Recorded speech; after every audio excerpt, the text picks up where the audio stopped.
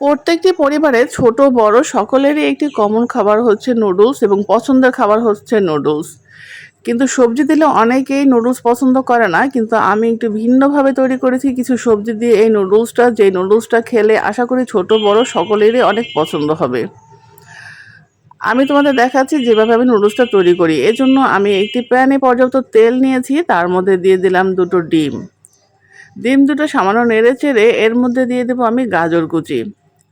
আমার যে সবজিগুলো রান্না করব তার মধ্যে প্রথমে দিয়ে দিয়েছি গাজর কুচি, কারণ গাজরটা একটু সিদ্ধ হতে সময় লাগে, সেজন্য আগে দিয়ে দিতে হবে। তো গাজরটা হালকা সিদ্ধ হয়ে গেলে এর মধ্যে দিয়ে দেবো আমি ক্যাপসিকাম। আর ক্যাপসিকামটাও তোমরা জানো যে এইটা নুডলসের জন্য অত্যন্ত মজাদার একটি সবজি। তারপরে আমি দিয়ে দেবো এখানে কিছু পেঁয়াজ কুচি। পেঁয়াজটাকে কিন্তু আমি একবারে কুচি করি নাই, সামান্য একটু মোটা করে গোটা করে কেটেছি, যেটা নুডলসের জন্য খুবই স্বাদের হয়।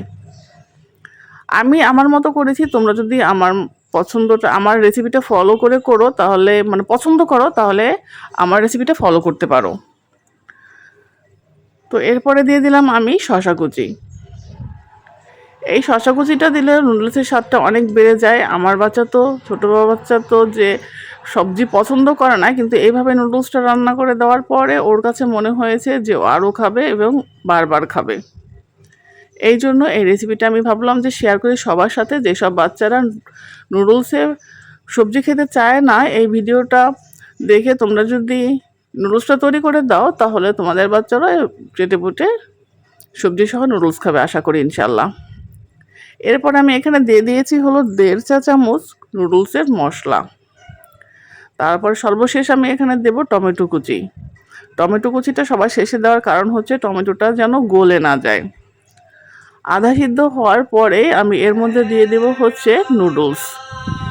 আর এই নুডলসটা আমি এত ঝরঝরে কিভাবে করেছি সেটা আমি ফুল ভিডিওতে দেখাতে পারিনি, কারণ হচ্ছে ভিডিওটা আরও লং হয়ে যাবে। তো আমি মুখে বললেই তোমরা বুঝতে পারবে আশা করি। নুডলসটা আমি সিদ্ধ করার পরে এটা পানি দিয়ে ধুয়ে নিয়েছি, এবং আমি যখন সবজির সাথে অ্যাড করেছি তার আগেও আরেকবার পানি দিয়ে ধুয়ে নিয়েছি।